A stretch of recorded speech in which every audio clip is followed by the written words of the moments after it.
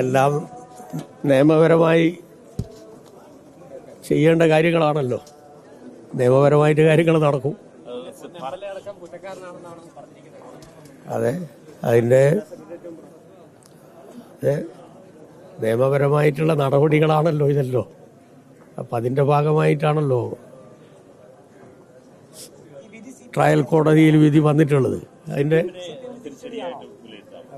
ഇതിന് പ്രതിപക്ഷം പറഞ്ഞു ഇപ്പോ കൊലയാളി പാർട്ടിയാണെന്ന് തെളിഞ്ഞത് കോടതിയിൽ പോലും തെളിഞ്ഞു എന്നാണ്. അതില് കൊലയാളി പാർട്ടി എന്ന് പറയുന്നത് കോൺഗ്രസ് ആണല്ലോ. തൃശ്ശൂരിലൊരു ഇരട്ട കൊലപാതകം ഉണ്ടായിരുന്നു. മധുലാൽ, രണ്ടു കോൺഗ്രസ്സുകാരാണ്. ഒരു കോൺഗ്രസ്സുകാരനെ മറ്റൊരു കോൺഗ്രസ്സുകാരനെ കൊല്ലാൻ ഒരു മടിയും കാണിക്കാത്ത ക്രിമിനൽ പാർട്ടി ആരാണ് എന്നുള്ളത് ഈ കേരളം കണ്ടതാണ്. പറഞ്ഞു മനസ്സിലായില്ല.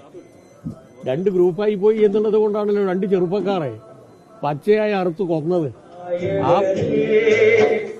ആ പാർട്ടിയാണ് CPM കൊലയാളികളാണെന്ന് പറയുന്നത്. ഇതിന് പാർട്ടിയുമായി യാതൊരു ബന്ധവുമില്ല. പാർട്ടിയുടെ ഒരു പിന്തുണയോടുകൂടി നടന്ന കൊലപാതകവുമല്ല.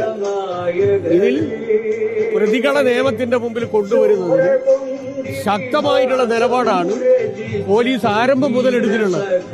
ആ അന്വേഷണത്തിന്റെ ഭാഗമായിട്ട് തന്നെയാണ് CBIയും കാര്യങ്ങൾ മുന്നോട്ട് നീക്കിയിട്ടുള്ളത്. യഥാർത്ഥത്തിൽ കേരള പോലീസ് കാട്ടിയിട്ടുള്ള ഏറ്റവും ശക്തമായ ഇൻവെസ്റ്റിഗേഷന്റെ തുടർച്ചയാണ് CBI നടത്തിയിട്ടുള്ളത്.